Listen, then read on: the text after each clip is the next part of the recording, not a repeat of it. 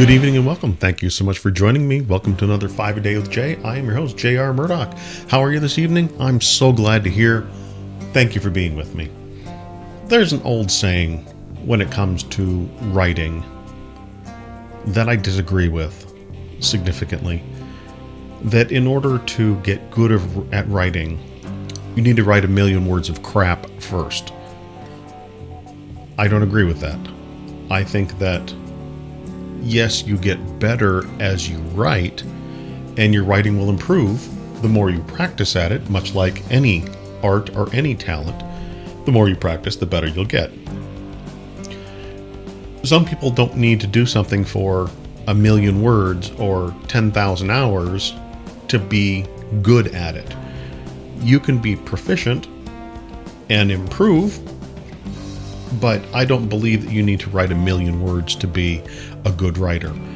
I remember writing in high school, the first creative writing class I ever took.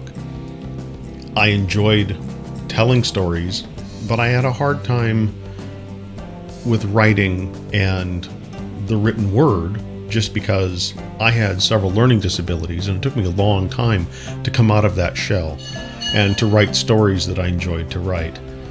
And over time, I got better. A lot of it had to do with writing essays and writing in class. But when I took a creative writing class my sophomore year in high school, I loved that class because it allowed me to express myself in a way that other classes that I took never allowed me to express myself. Other classes were all about memorize this formula, memorize this history, memorize the list of presidents, memorize this. The only other class that I can equate to the creative writing class that I really enjoyed because of the way the learning was physics and chemistry. You experimented, you tried different things. Not everything worked, so you tried something different.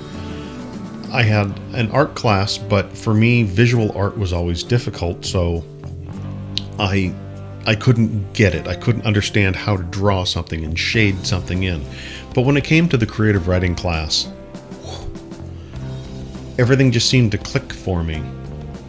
I remember one of the exercises the teacher had us do. She said, take one of your hands and make the OK symbol. Then she said, take that hand, look at the clock, close one eye and look at the clock through one hand. So I did this. And she said, okay, now raise your hand if you used your left hand and your left eye. Raise your hand if you used your right hand and your right eye. And then she explained, okay, that means this, that means that means the other thing. Did you see what I did? To me, it just felt natural to use my right hand and my left eye. What does that mean?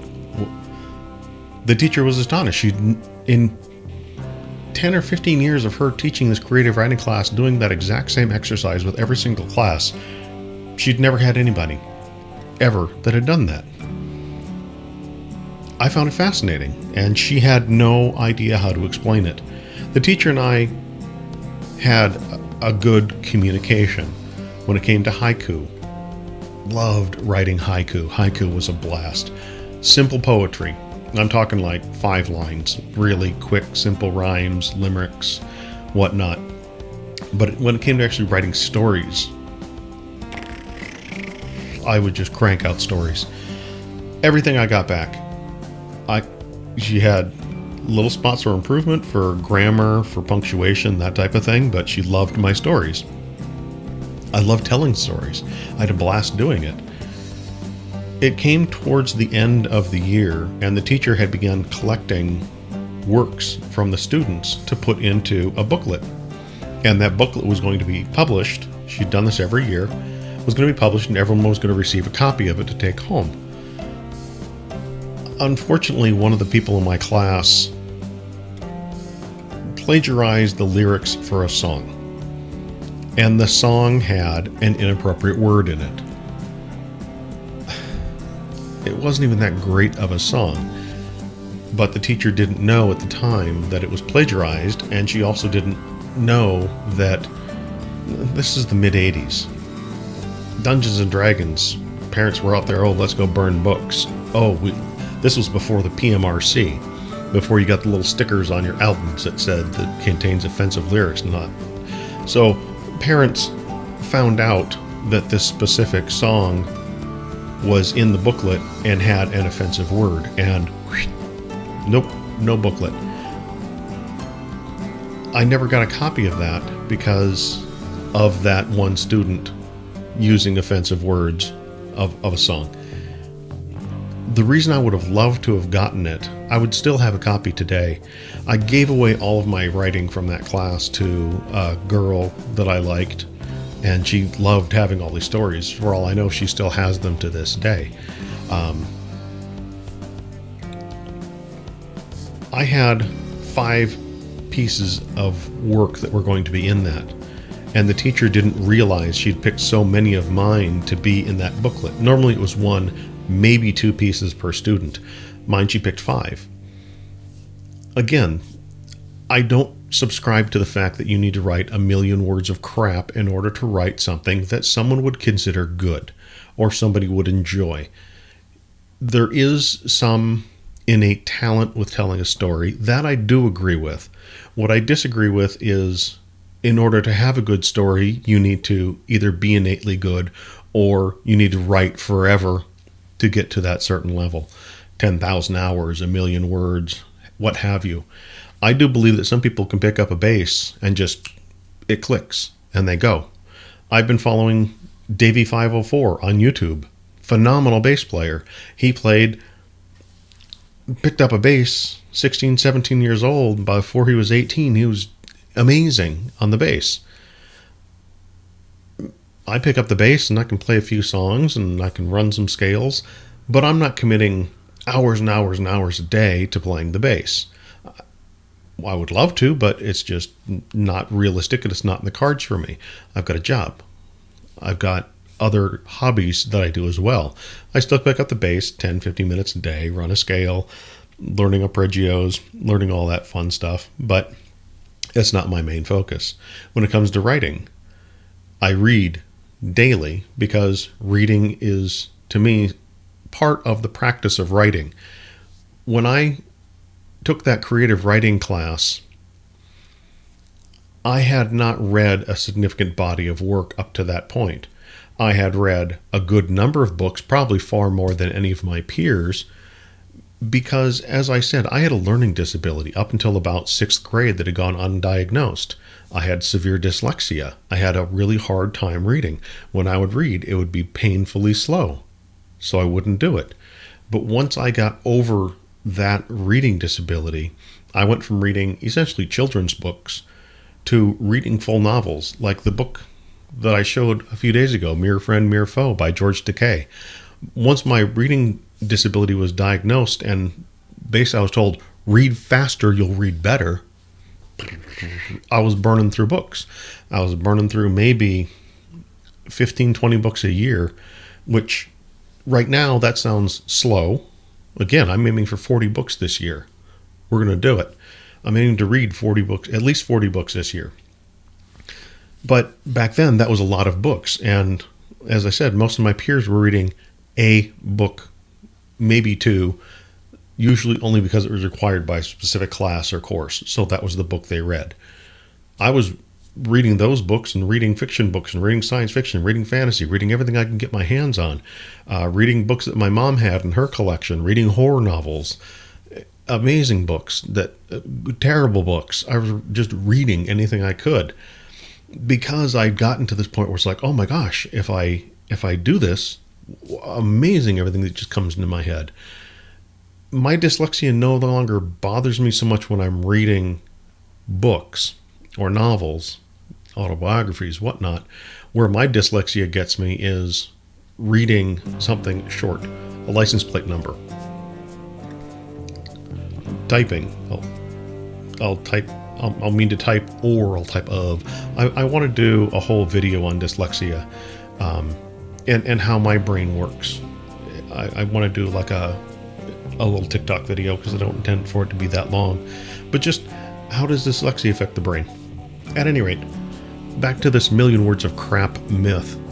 I believe it's a myth. Yes, I believe you will get better the more you write, but I don't believe that you should write something and trunk it, write something else and trunk it, and then go back and rewrite that first one and then put that back in the trunk. There's a lot of people that have what they call trunk novels, where they've written them early in their career and they're like, oh, this is garbage, and they put it in a trunk and leave it there. Do I believe you should publish absolutely everything you write? No, I believe you should run it off with somebody and say, hey, is this worthwhile? Is this interesting? By run it off somebody, I don't mean take it to your best buddy and go, hey, how is this? And they go, oh, yeah, it's good. Somebody needs to give you some kind of feedback of what was good, what was bad, what could be better, what was confusing, that type of thing.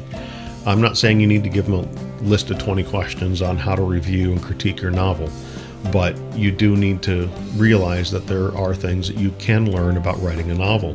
Things like foreshadowing, things like specific grammar, sentence structure, that type of thing. Things to how to build a scene, build tension. As I said, some people, they might have a natural innate ability to write a story that just grips somebody.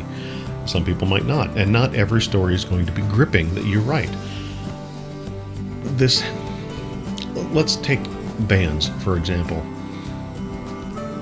The band Diamond Head wrote a song called Am I Evil? A lengthy song, multi-part song, lots of different emotions.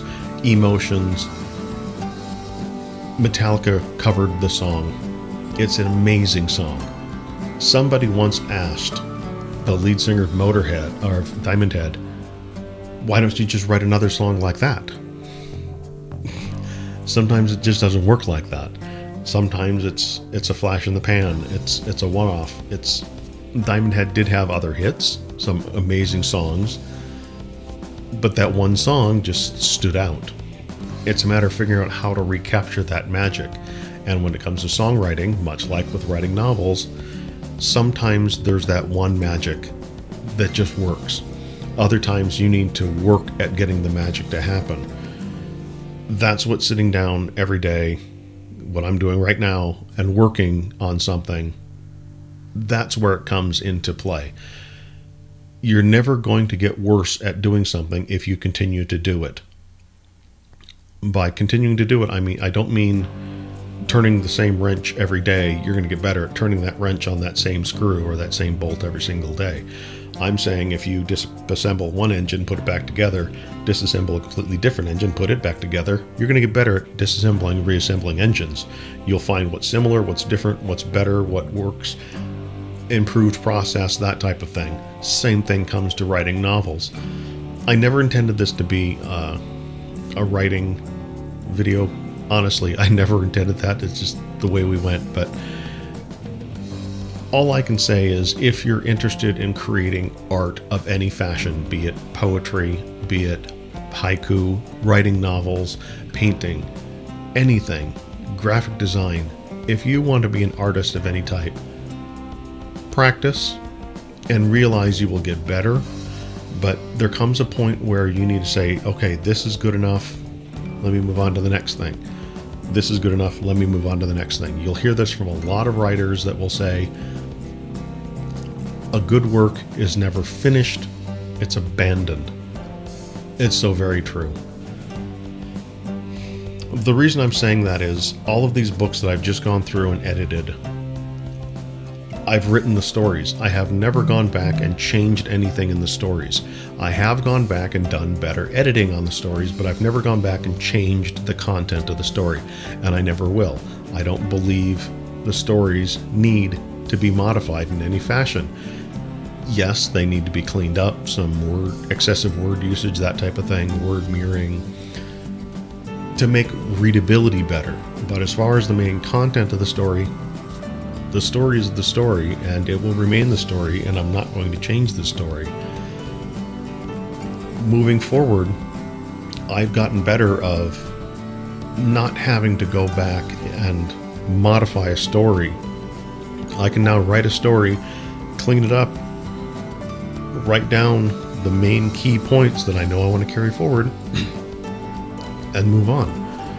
That's the part where I've gotten. If you were listening to what I was saying at the beginning of this, I began my creative writing journey 10th grade in high school. Essentially, I've been writing on and off nearly 40 years. Am I a professional? No. Have I sold books? Absolutely. Have I made a living at doing what I'm doing? No. I have made some money, and this is where I was saying the other day, I'm starting at zero. Starting at the bottom. I've been working my way up, fallen down. Worked my way up, fell down. Worked my way up, fell down. It's that falling down part. I keep getting back up and keep trying again, because this has been a dream of mine since back in 10th grade. I always wanted to be a writer. I always wanted to get books out there. And now it's time to actually do that. It's time to get the ball rolling. May 5th, it all begins. As I said, I'm going to be completely transparent on where the books are rating, how they're ranking, how the sales are doing, how are the books moving, that type of thing. Are we getting backlists moving? I want to keep everything open so everyone can see where this is going. If somebody comes back and visits this series, follows it along, I want them to see that even though I have gotten beyond that million words of crap myth, I've written over 2 million words. I've gotten well beyond that, but I haven't reached a level of success that I've wanted to reach. And now I plan to get things moving to try and get to that level of success where I'm actually selling books month over month, instead of having 5 books one month, nothing for 6 months, a couple books this month, nothing the next month. I'm trying to get steady sales to happen. That's my goal. And by doing that, I'm going to need to be consistent on getting more content out for people to read and get people to realize, okay, books are going to keep coming. Now I can read this series, and now I can follow along and actually see where this goes. It's time to get there. I've been rambling for far too long. This has been 5 a Day with Jay. I've been Jay. You've been awesome. Until next time.